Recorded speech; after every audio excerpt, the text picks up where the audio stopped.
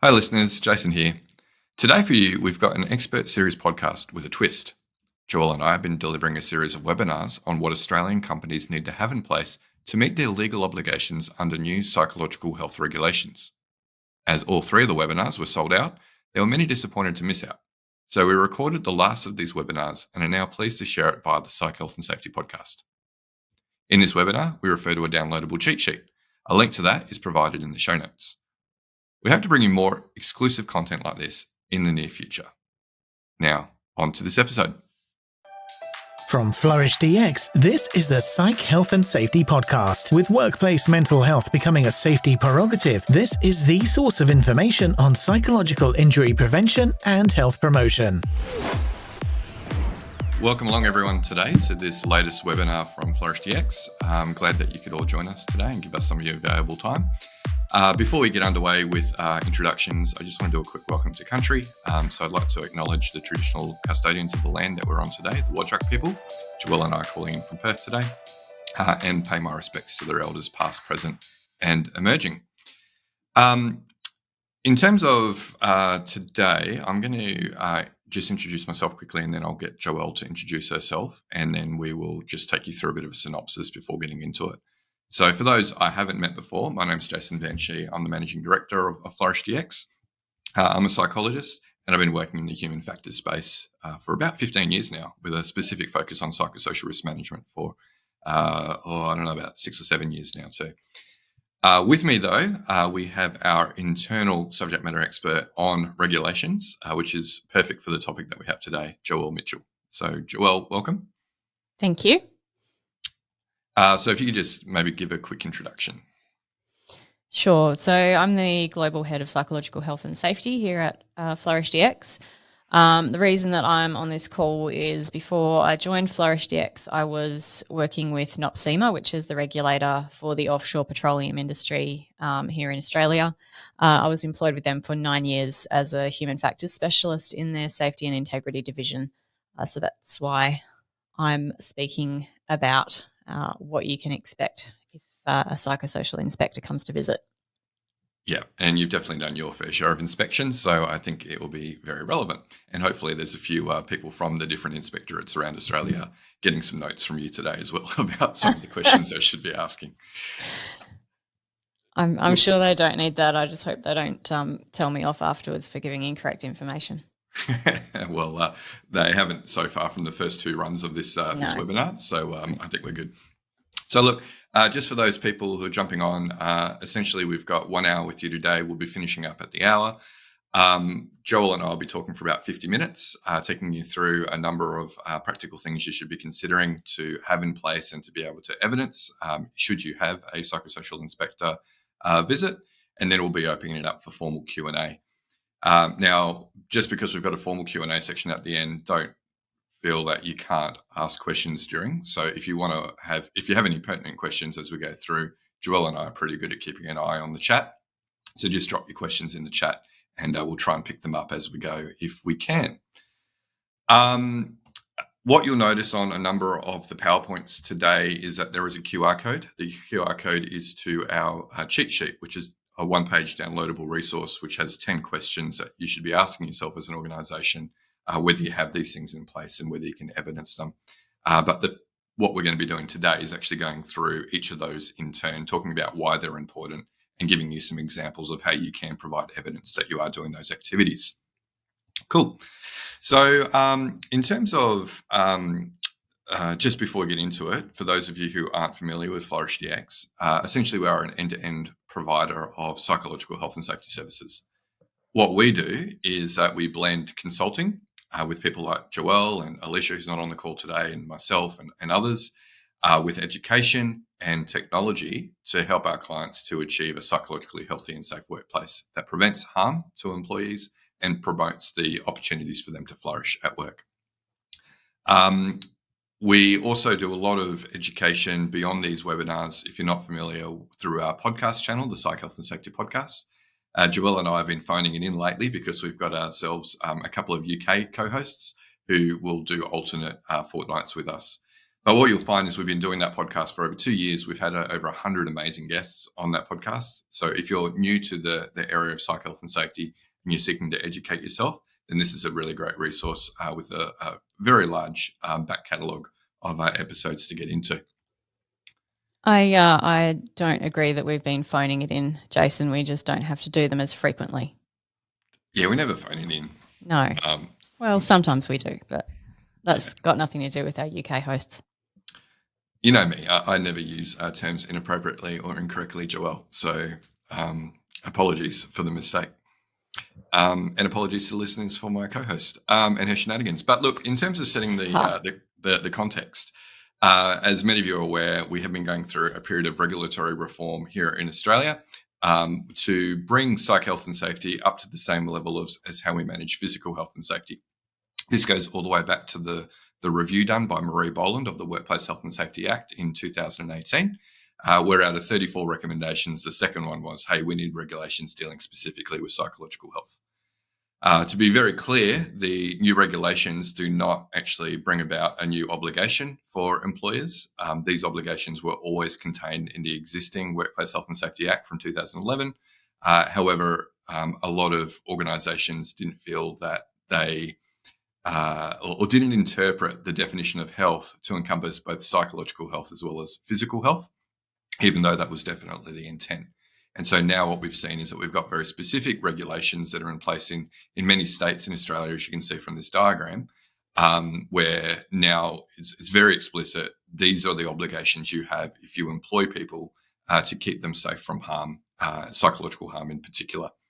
So most states in Australia now have adopted the model regs. Northern Territory will adopt on the 1st of July. We're still waiting on timeframes from South Australia, Victoria, and the ACT for when they will have either the model regs or equivalent regulations, if we're talking about Victoria, which is not part of the harmonised legislation framework, in place. But we have heard that it is likely within the next 3 to 6 months that every state in Australia will have psychological health regulations in place. So with that in mind, we know that the regulators are arming up, and you probably, and it might just be the echo chamber and who I follow on LinkedIn, that I'm seeing a lot of advertising from the various regulators looking for either psychologists to join their team as subject matter experts or psychosocial inspectors specifically to help enforce the new regulations.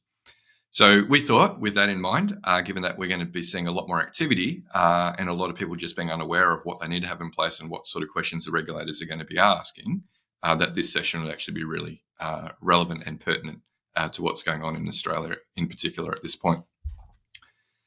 So before we start going through the 10 questions that we've got within the Psych Health and Safety cheat sheet, I thought we might just do a quick poll question of the room to see how prepared people are for a visit from a psychosocial inspector.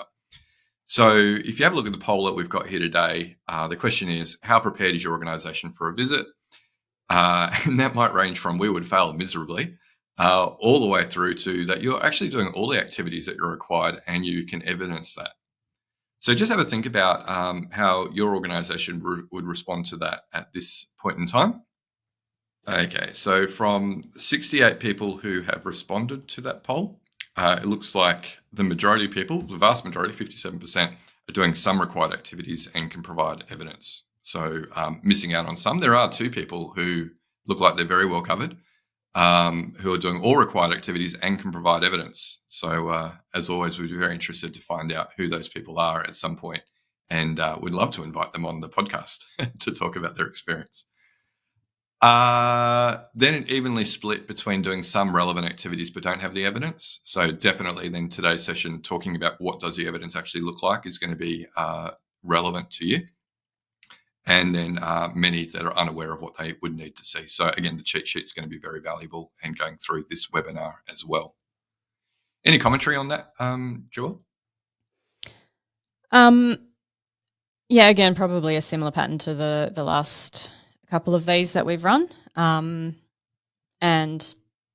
yeah, I think just, every time I mention the selection bias where, we're likely to see people coming along to these sessions who are already engaging with this topic and understanding that they're needing to do something.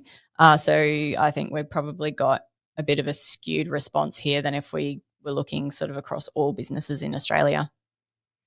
Yeah, I would hope if we've got regular attendees of our webinars and listeners of the podcast that they would have, a fair bit of knowledge and hopefully had done some actions internally already. So, all right. So let's think then about this cheat sheet. So first of all, what we did was we've been looking obviously regularly at the different information that the regulators have been sharing regarding what they're expecting of PCBUs, so persons conducting business or undertakings. We obviously have some great relationships with many of the regulators, having actually been on our podcast as well. And then just reviewing the regulations themselves, as well as the broader Workplace Health and Safety Act, to consider what are the things that you need to have in place from a psych health and safety perspective, and how would you go about evidencing that. We're also able to draw on Joelle's experience, obviously being an ex-regulator herself with 9 years experience in the human factors area. So what I've got here on this page is the 10 activities that are listed in the cheat sheet. So what we're going to do is go through these in turn, talk about why they're important, and Joelle's going to give us some context around that, and then also give us some context around what would evidence look like in this space. So you can see that the very first one that we've got here is a documented process for consulting with workers to identify psychosocial hazards, understand exposure, and develop control measures. So first of all, if we talk about not just ticking the box, but why would that be important in order to achieve the aims of the regulations? Yeah, so there is a primary duty under the Work Health and Safety Act to consult with workers who are impacted by or likely to be impacted by hazards. So that's a requirement under the Act, which is a stronger instrument than the regulations, and that's not just about psychosocial hazards. That's relating to all hazards.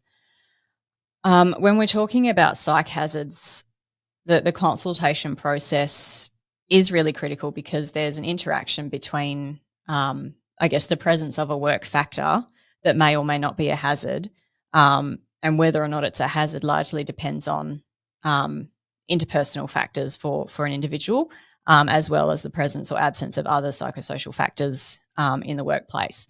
So they're a little bit different to physical hazards, where we know, if we fall from a particular height, this is going to be the likely impact on the human body, and our preference for working at height isn't going to have any effect on the impact that fall is going to have on our body.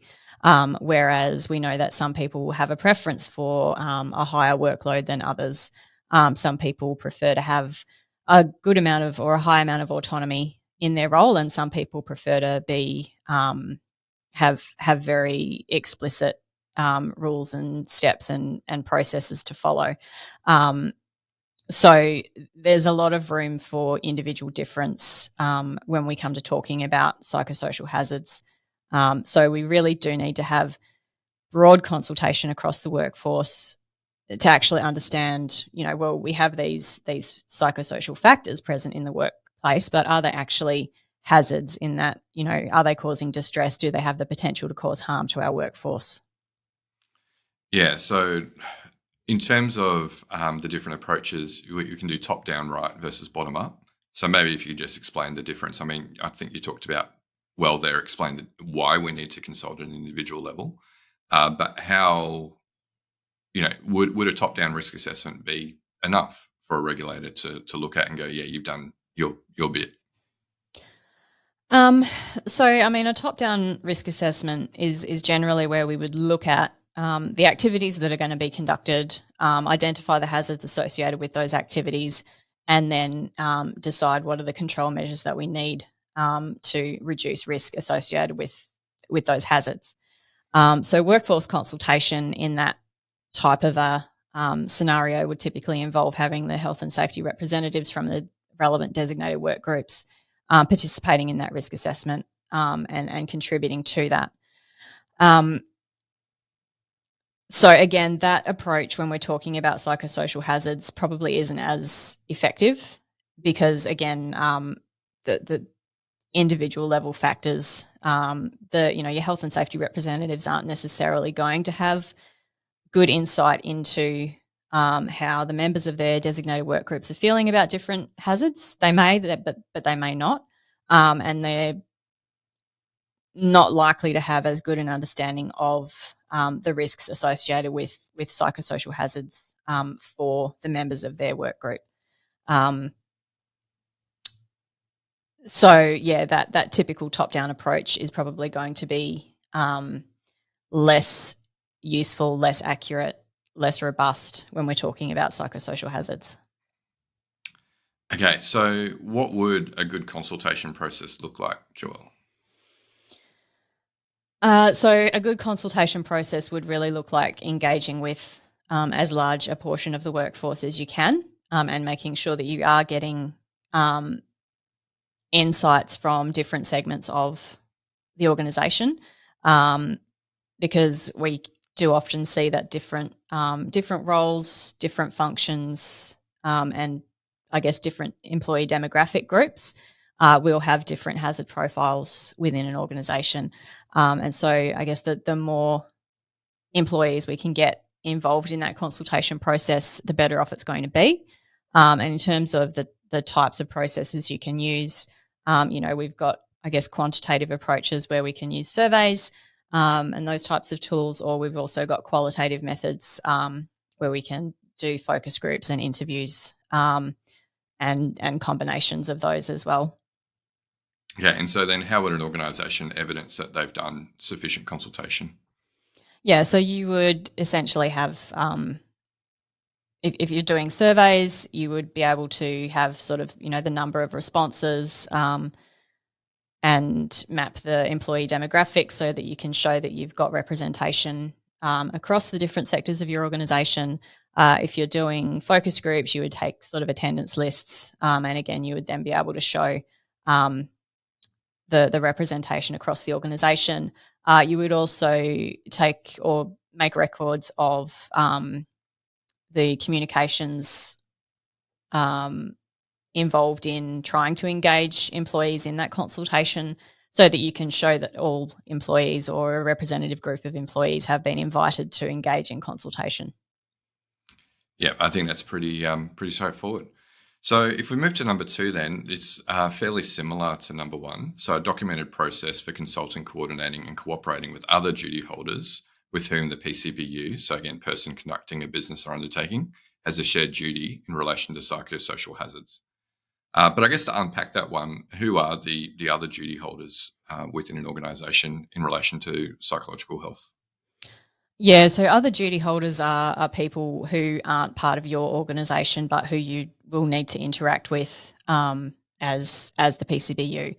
So they might be sort of third-party contractors that you bring onto your job site, suppliers. It could be clients. It could be your building management. It could be other tenants that you're sharing a workspace with.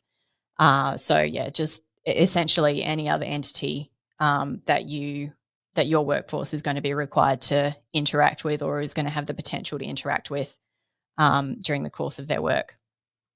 Yeah, and beyond what we talked about in terms of, survey records, focus group attendance sheets, that sort of thing, is there any other documentation that might be required for this process? So this is quite a different process, because we're not, what we're doing here is saying we have a shared duty because we're all PCBUs. And so in this particular location, we all share these particular duties. And so we need to have plans in place between us to be really clear about who's going to do what, how each of us are going to discharge our duties, and making sure that nothing's falling between the cracks, and making sure that there is alignment where there needs to be alignment, where there's interactions.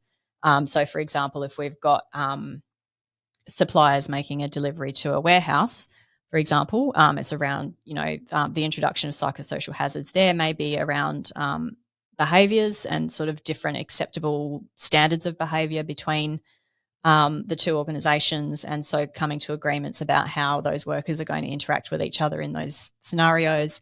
It might be related to workload, so looking at balancing workload for when those deliveries are scheduled versus sort of the competing demands on the the warehouse employees, for example. So looking at those types of things. So where are there interfaces where we do both have that duty, and how are we going to make sure that the approaches or the controls that we have in place to manage that duty don't conflict?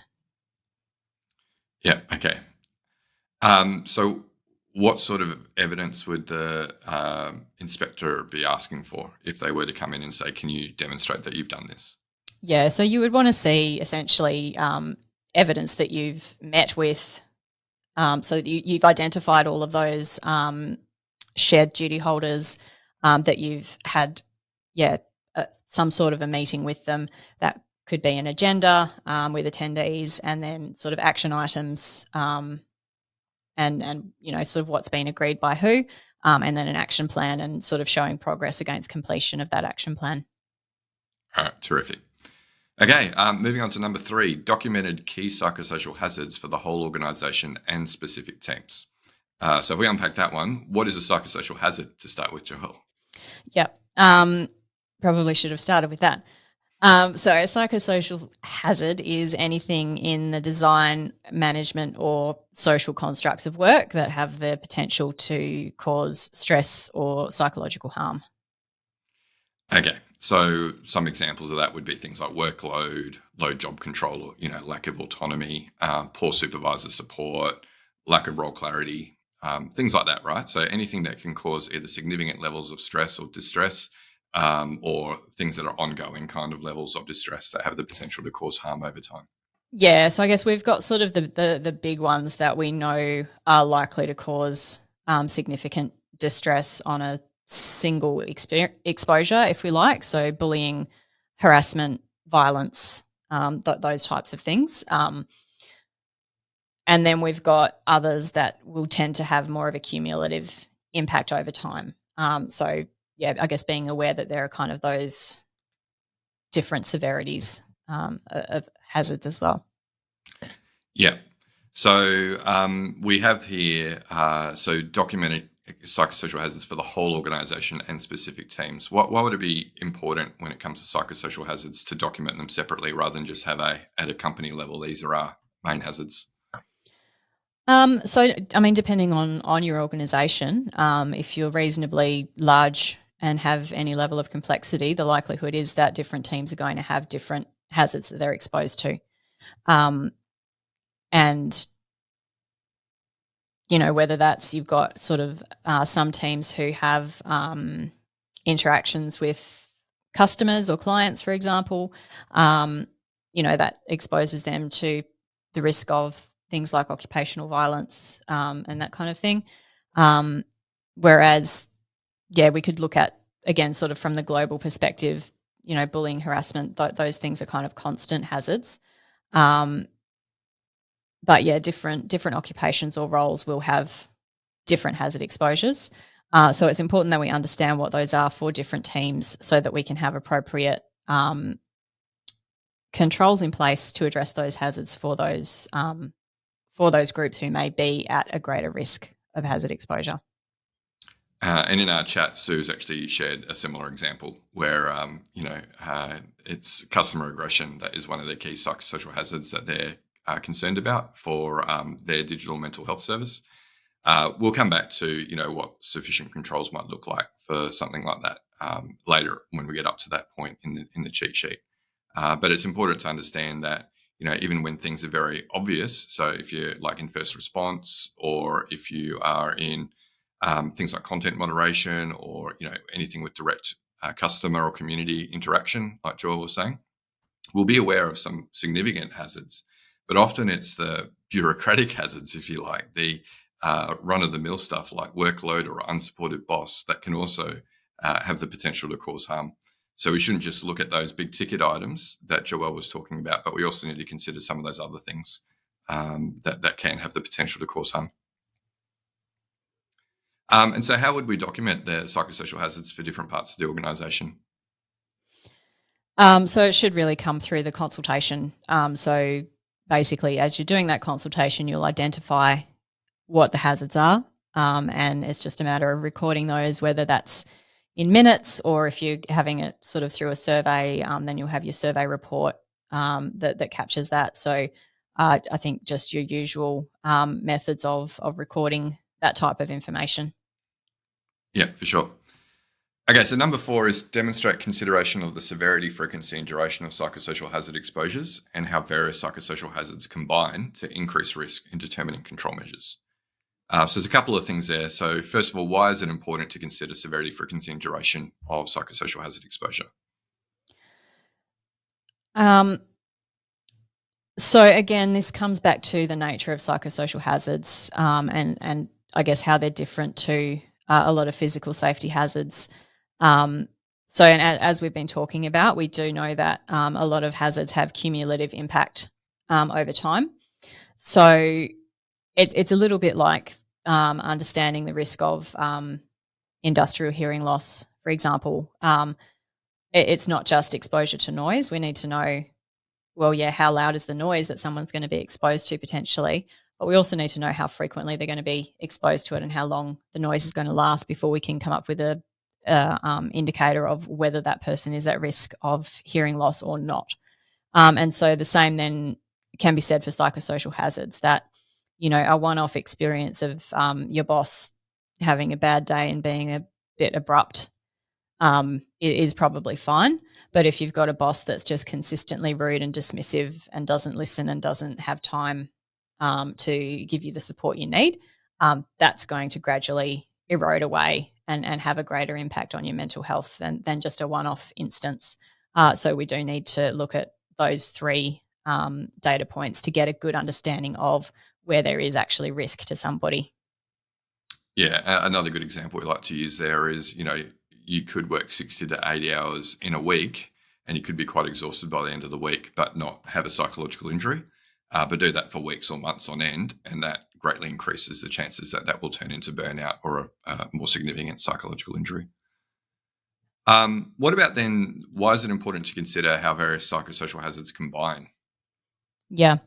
Well, again, because they're tricky things, psychosocial hazards. Sometimes they can, well, the factors, I guess, rather than hazards, sometimes they can actually be protective or promoting of mental health, and sometimes they can be harmful depending on how they combine. So if we take work overload as an example, you know, when work overload or high workload rather is combined with high autonomy and good supervisor support, a lot of the time when people have that type of a working environment, they are able to experience what we would call flourishing, which is a state of positive mental health where they're sort of in flow and they're really enjoying their work and they're doing very well. If we took work overload and combined that with workplace incivility and low autonomy, that's sort of the ingredients for burnout. So really, we can see there one work factor, high workload, that can actually be a positive or a negative depending on how it's interacting with those other hazards, as well as how it's interacting with individual preferences.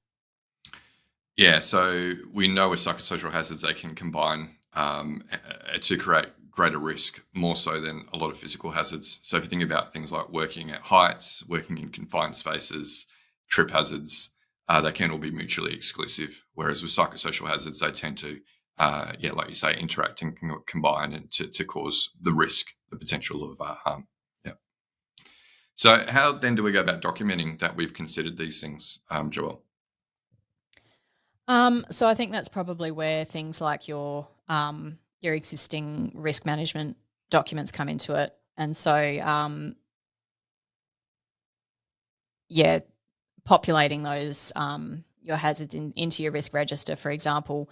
But again, I guess that evidence that you've considered that you would need to do that generally through focus groups would be the main way that people could currently do it outside of using the tool that we've developed in Flourish DX. Yeah, so we're pretty excited about that new tool. In fact, the next webinar series that kicks off from next week will discuss, I guess, our multi-year process that we've been going through to develop a tool that looks at severity, frequency, and duration of psychosocial hazard exposure, and then using machine learning to look at the various interactions of different hazards and how they can combine to cause risks. So Very exciting, because I would argue that is actually the first true objective psychosocial risk assessment in market. So please join us for that webinar if you haven't already registered. Okay, number 5, though, due consideration of the aspects of work and worker demographics that influence risk of psychological harm. Okay, so what sort of worker demographics should we be mindful of here? Yeah, so what we're thinking about there are groups of workers who are known to be more vulnerable to psychological ill health or more vulnerable to particular types of psychosocial hazards. So if we're thinking about young workers, women, LGBTQI+, disabled workers, so those sorts of cohorts who we know are likely to, I guess, have particular presentations of hazards, experience hazards with greater frequency and severity, and just have additional challenges sometimes in addition to managing those hazards. Yeah, and how do we document that? So I think that's sort of identifying who those workers are, and making sure that we've, if we've got either qualitative or quantitative data that we're collecting around risk exposure or hazard exposure, making sure that we're able to capture the hazard exposure experience of those different workers. All right, terrific. Okay, number 6, we're just past the halfway point. Documented controls at the organisation level and team level to reduce risk to a LARP. So first of all, what's a LARP? A LARP is as low as reasonably practicable. Yeah. And that basically means that whether or not something is reasonably practicable is basically looking at what would be the cost of introducing this control and compare that to the risk reduction that control would offer. And if there is gross disproportion between the cost versus the risk, so if the cost is grossly disproportionate to the risk reduction, then you would say that it's the risk is already reduced to a LARP. Yeah, okay, terrific. So when we consider controls, this is something, I guess, that the regulators have been very vocal about. You can think about the hierarchy of controls, and when we talk about the hierarchy, we're talking about the most effective controls being, well, most effective way to deal with a hazard is through elimination. If we get rid of the hazard altogether, there is no potential for harm. And if not, then we need to think about introducing controls, ranging from things like job redesign through to administrative controls, through to PPE. So in relation to, I guess, psychosocial risk controls, what would they generally look like, and where would they be documented for an organisation? Yeah, so I think just to clarify, the model regs say that you don't need to use a hierarchy of control. Queensland and the Commonwealth regulations have excluded that particular clause. So you do need to apply a hierarchy of controls for your psychosocial hazards. And the regulator in Queensland, in their code of practice, have explained that work redesign is equivalent to a substitution control. So essentially what we're talking about there in work redesign is, we've identified that there's a system of work in the organisation that's contributing to distress. So let's say that it's our annual performance appraisal process. Maybe it's really opaque. People aren't clear on what their performance objectives are, and the process by which people are evaluated isn't clear, isn't transparent, and people don't feel like they have the ability to influence that in any way.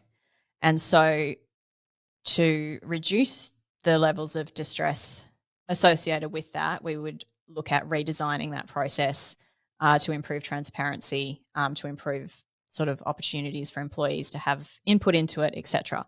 And so what we're doing there is we're taking a system of work that we know is creating harm, and we're substituting it with a system of work that is less likely to create harm. Yeah, and I guess, so that's a really great example of work redesign, or actually addressing the psychosocial hazard at that substitution level, like you say. And the regulators have been quite vocal in most states about saying things like training and policies aren't going to cut it. and they should only be seen as supportive controls alongside work redesign or elimination strategies. Yeah, and in the draft Victorian regs, we've actually seen them explicitly say that work redesign must be your primary control, and you can then augment or support with training and administrative controls, but that you need to be looking at work redesign as your primary control. So we typically would see those documented controls within the company risk register, right? And most risk registers I've seen, particularly over the last few years, you'll have your key hazards, and it might just be psychosocial hazards is like the hazard, and it's just that's it for the organisation. And then they'll have things like EAP and bullying harassment policy. So we see some very low level in terms of effectiveness controls and more administrative or PPE type controls, I would argue. So that's something that looks like it needs to be improved for many organisations in this new era.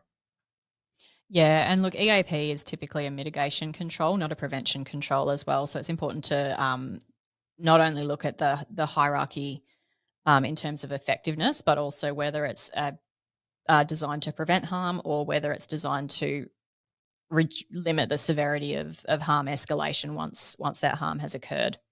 And so usually the EAP is something that people will contact once they're already in some level of distress. Yeah, if you think about a physical health analogy, it's like giving people 3 to 6 sessions of free physio because they work in a job that requires manual labour. It doesn't prevent the harm from occurring. It helps people get quick treatment if they start to see some symptoms. Yes. Yeah.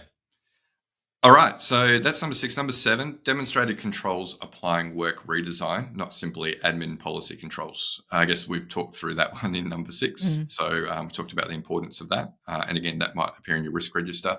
Also thinking about, though, Joelle, one thing that we picked up earlier is that, you might have company level controls, but you might also have team specific controls. So again, it might be role specific hazards, like we talked about customer facing roles versus office based roles where there is no customer facing responsibilities. It might be things like first responders.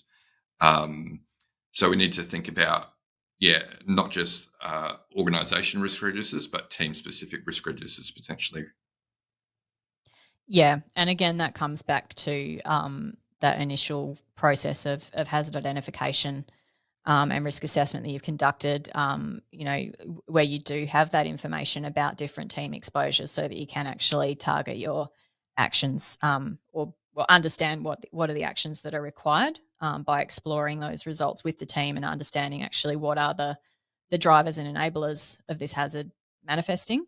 And then really target your interventions at those particular things. So it might be like a team level intervention. It might be an organizational level intervention. It really depends on the outcome of that exploration. All right, number 8, documented assessment evaluation of controls to determine their effectiveness. So first of all, why is it important to evaluate controls? Well, because we need to know whether or not they're doing what they're designed to do. That's how we demonstrate that we're reducing risk. You're looking at me like I'm an idiot, Joelle. I'm just doing it to make the listeners aware. How you're interpreting my facial expression is on you, Jason, not on me. So look, if we're not able to show that our controls are effective, then we're not able to really show that we're reducing risk. I mean, we can reassess. And that can be a way of showing that our controls are effective. So by sort of redoing our consultation after we've implemented those controls and given them sufficient time to take hold, we can actually evaluate them by reassessing and saying, based on these results, that indicates that that the controls that we've put in place have been effective. And we can also do other types of evaluation as well. Like we would. For a training program, hopefully. If you're sending somebody for a particular competence uplift, then typically there is an assessment of competence at the end of that. So you're able to evaluate whether that was actually effective or not. Yeah, and if you have regular or periodic risk assessments or hazard identification processes in place or building them, then you can definitely compare how you've gone in one assessment versus the previous one to see if the controls have been effective or not. And then you have the documentation there as well. So it's a fairly easy one if you are, going through this process of continuous improvement, right? Psychosocial risk assessment is not a one-off activity. We're supposed to put controls in and then continue to evaluate those controls and whether, in fact, any other hazards have emerged in the interim. Cool. Documented timeframe and process for reassessing psychosocial hazard exposure. So, first of all, what is the sort of timeframe that companies need to consider, or is there more to think about than just a specific timeframe? Yeah, so this sort of comes back to the duty to have a safe system of work, and that comes under the Act, not the regs. So this is around saying we're not just it's not enough just to do a single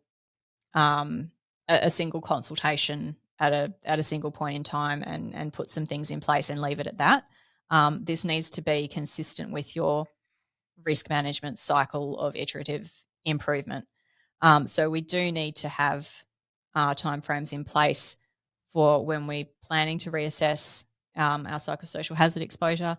But there are also triggers in the legislation that sort of require you to redo your risk assessment, for example, in relation to significant organisational change, when new hazards or risks are identified, when it becomes apparent that your existing controls aren't effective, when a health and safety representative requests it. There's probably a couple of others that I can't remember at this point in time, but they're the same triggers that exist for your general physical health and safety hazards and when those risk assessments need to be redone. But it's also a good idea to have sort of a regular periodic reassessment. How frequently you want to do that really depends on your organisation, sort of how volatile is the broader environment around your organisation, how volatile is the internal aspects of your organisation. So there's, just a lot of individual or organisation-specific elements there to consider when you're determining how frequently you should be doing that. Yeah. And how would a company go about documenting that? That would be in your suite of probably your suite of documents that detail your risk management processes. You would have sort of detailed in there what are the triggers for needing to redo this risk assessment, and otherwise what is the periodicity that we're going to do this. Did you just make up a word? No. That is okay. I'm going to Google it later. It's a word that I've heard other regulators use in my 9 years of previous work experience. So I didn't make it up, but somebody else maybe did. But all words are made up if you really think about it. This is true. All right, number 10, records of information, training, instruction and supervision provided to workers that is relevant to their role in relation to psychosocial hazards, hazard identification and control measures. Now, I haven't seen this in the model regs. So where does this come from, Joelle? That comes from the Act. Mm-hmm. Okay. So, again, it's not specific to psychosocial hazards. We have a duty to make sure that we're providing workers with information, training, instruction and supervision to enable them to be able to do their role and to enable them to do their work in a way that's safe and without risk to health. So having records of how we've done that is just an easy way to, again, show that we are compliant with that. It's also a good way for us to recognise whether there are any gaps, so we can actually look across our workforce and see, okay, well, these people actually haven't received this this particular training or instruction, and so we need to fill that gap. So it's just a good way of maintaining your own line of sight across that particular requirement. Okay, it looks like Megan's got your back as well. Periodicity is a noun, and she's given a definition. So, well done. So there. Yeah. No. This is why you're the subject matter expert. I'm not just regs, but also English language. Yeah. Thanks, it's true, actually. I am the go-to person in the office whenever there's a challenge about word usage. Like Greenwich. Okay, so that's hopefully that for our listeners here has provided a bit more context in terms of the sorts of things that they need to have in place. And obviously, if they've downloaded the cheat sheet, then gives them the context behind like why each of these things are included and some broader explanation of what they need to think about with each of these activities. Before I put up the next poll question, Joelle, anything else to add? I don't think so. Okay. No worries. So now that everyone's aware, I guess, of what needs to be in place from a act and regulations perspective in relation to how you're managing psychosocial hazards and their risks, it'd be useful for you to reflect on then what you feel your largest gap is. So this goes through the key ones. So it could be consultation with workers. It might be psychosocial hazard identification at an organisation level. It might be the team level. You might still be struggling with how you're going to consider hazard exposure. So that's severity, frequency, and duration. Those documented controls that are required following that risk assessment process, monitoring plan, or training and education for relevant personnel, which is everyone, I guess. So let's have a look. All right. I think that's pretty. That's pretty even. Yeah, I have not seen a poll like that before. That might be one to share on LinkedIn later. So everyone has has identified all of them as largest gaps. So take from that what you will. Joelle, how would you comment on that one? I guess we could say that different organisations are focusing on different things, and everyone's got different challenge areas. Yeah, thanks, Mel. Shows the diversity. And Estelle said that, there was definitely more than one there that she could have chosen from. So look, we do know, and that's, obviously why we're doing these education programs, the webinars and the podcasts and all the rest to try and provide a broad range of education, because there's obviously lots of gaps. This is new territory for a lot of organisations as they seek to apply their psych health and safety processes to psychosocial. So interesting. All right, so just quickly before we open it up to some other Q&A, if you do have any questions, do drop them into the chat now. Just briefly, obviously, we've been working in this space for a number of years now, Joelle and myself, even before starting the Flourish DX journey. And we have been busy over the last 5 years in particular, building out a suite of resources, both consulting, education, and technology to help companies at scale to address all of the things that we talked about today. So if you do have a challenge, then obviously, reach out. You'll find us on LinkedIn. And also, like I mentioned, we do have another webinar commencing Thursday next week, and we'll be running it 2 more times after that over the subsequent weeks on using new technologies to predict risk through hazard identification and consultation with the workforce. So there's a QR code to access that. All right, so let's see. Was there any questions that you saw, Joelle, that came up in the chat that we can answer in the last 5 minutes that we've got today with the group? Yep. So Natalie has asked if we've got a comparison of different regs for each state or territory. So I've done a review of the regs that are currently in force across the different states, and as it's literally the only difference is the one that I mentioned earlier, around whether or not you need to use the hierarchy of controls when you're addressing psychosocial hazards. And so Queensland and Commonwealth are requiring the use of the hierarchy of controls. The other states who have the regs in force do not require the hierarchy of controls. So that's the only, I think there's one other regulation that has some slightly different wording as well, but that's sort of as a consequence of the hierarchy of controls regulation. So that's literally the only difference across the states in terms of the regs.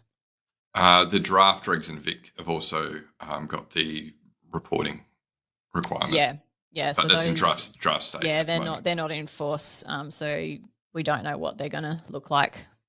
The Victorian regs do look significantly different to the model regs, but until we actually see the final version of those, we don't really know what that's going to end up looking like.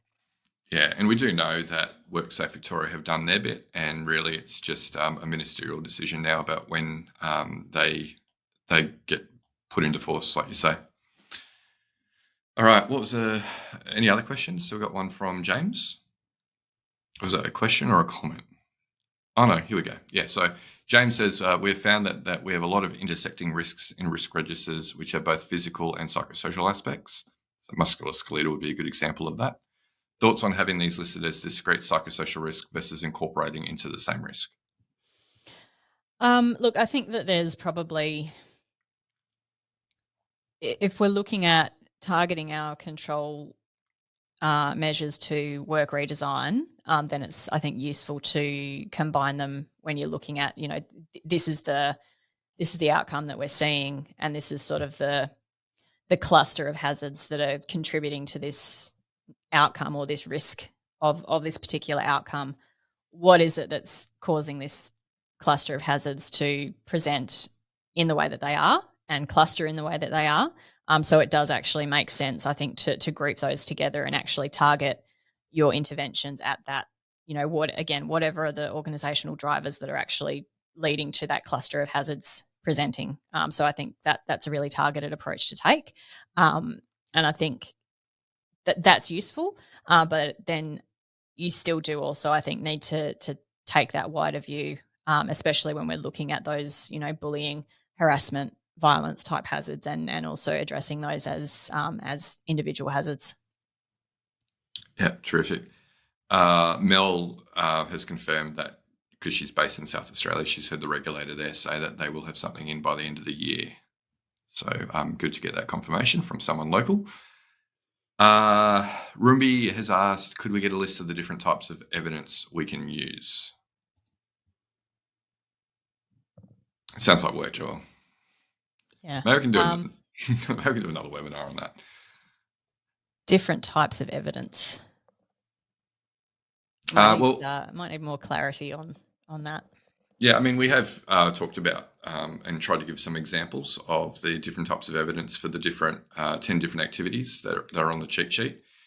We will be releasing this via our normal EDM on Tuesday as a special podcast episode. So you're welcome to re-listen back and write that down, or we might need a transcription of this one, Joelle, so people can find it easy in the text. We'll see what we can do, but we haven't got them all documented down, no. But definitely within our platform, the FlourishDX platform, that if you use it as intended, then it does document a lot of those things that you do require. Okay. Okay, one last question from Kate. How can we focus on work groups during risk assessment in a small site where data is hard to make anonymous?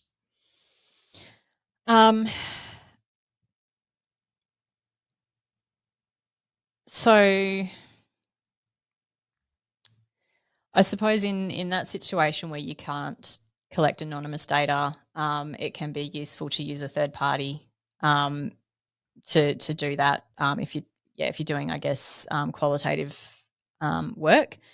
If you're using a third party as sort of the intermediary there, then they're kind of collecting that data and reporting it up. So they're still able to report it up in a de-identified format. So I think that's probably the best approach to take in that situation. If you don't have enough people to be able to anonymize quantitative results, then having a third party come in and run a focus group would be the best way to do that. If you feel that the workforce want that anonymity to be able to feel that they can speak freely. All right. Do we have time for one more question, Joelle? Well, we've got 1 minute. All right. So the last question then, that was the last question. This is now the last question. When assessing where psychosocial hazards may combine, is it best to identify this combination from assessing the activities or roles through a risk assessment, or is there a more effective approach to assess this?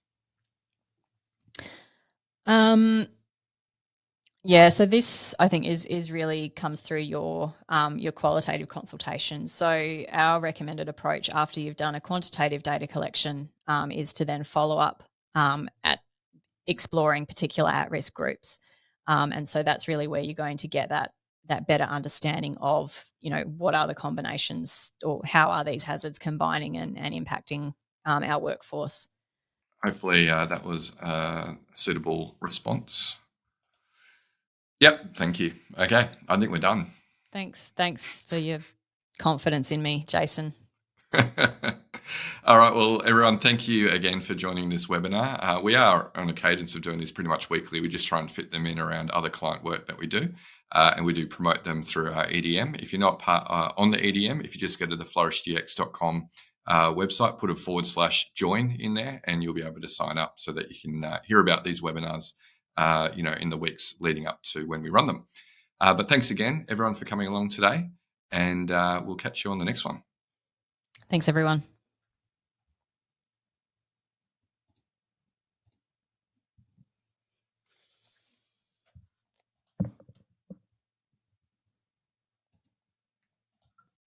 You've been listening to the Psych Health and Safety Podcast. To stay up to date with the latest on psychological injury prevention, follow Flourish DX on LinkedIn and subscribe to the Psych Health and Safety Podcast at www.psychhealthandsafety.com.